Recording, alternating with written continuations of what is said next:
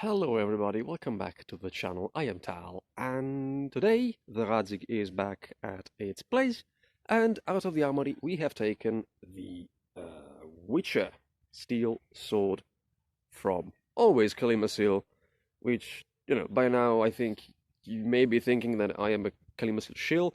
I am not. I just happen to like the stuff very much, although I will endeavor to try some other weapons too.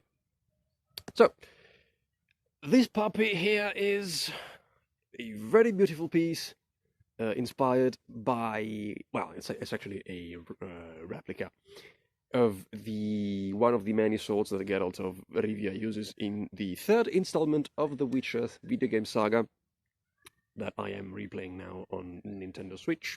Lot of sounds in this video, sorry folks, and is, as you can tell from the handle and generally the blade profile, is heavily inspired by the later longswords.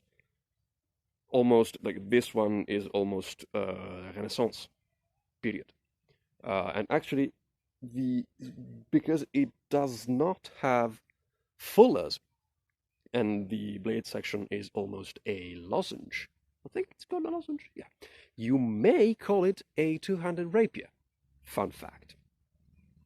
Now, my relationship with this weapon is weird. The deal behind why I'm saying this thing is that compared to the Radzig, the balance of the Witcher steel is, I think, way better. So what that means is that the Witcher steel sword feels lighter than it actually is, while, as I said in its dedicated video, the Radzig feels a bit heavier than it actually is.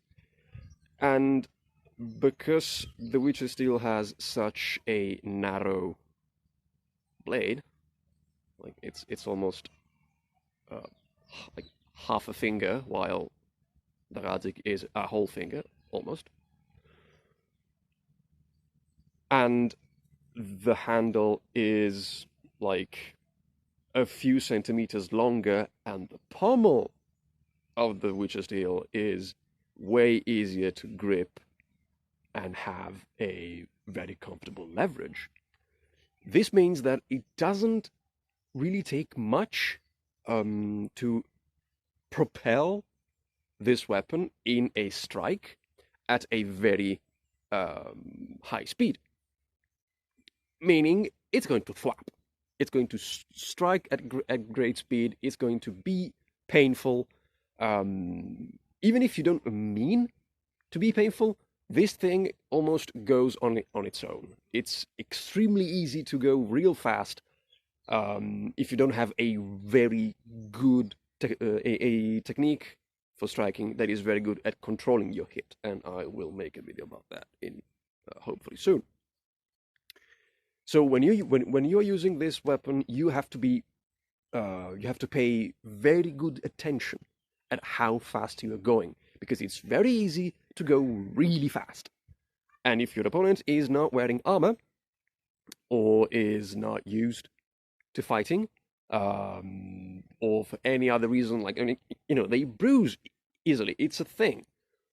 This will be extremely uncomfortable to fight against. And actually, I am expecting this weapon to be banned or not to pass weapon check at many of the LARPs that have regulations about strength of hit. So, say many American LARPs, many Europeans too, now that I think about it.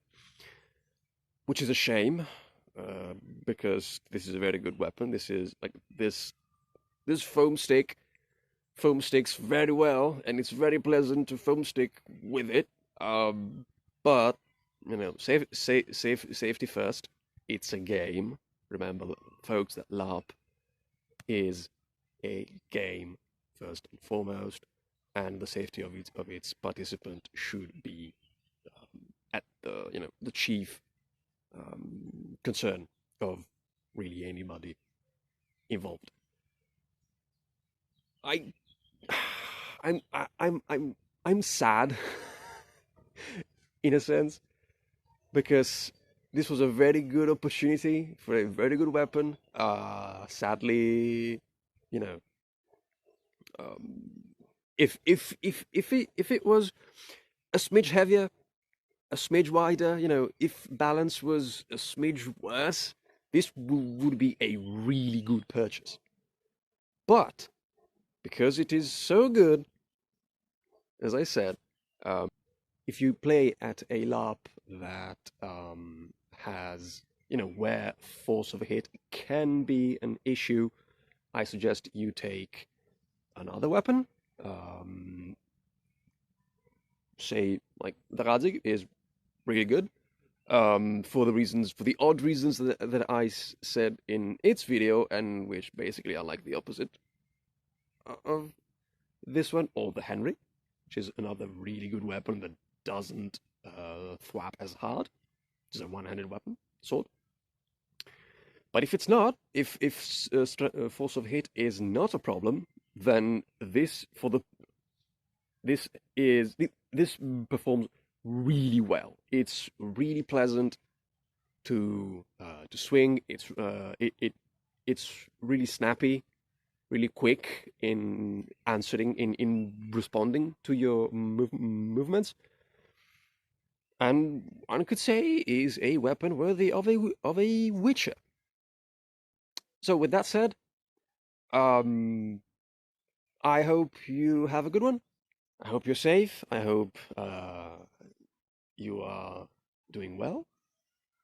And as always, see you next time.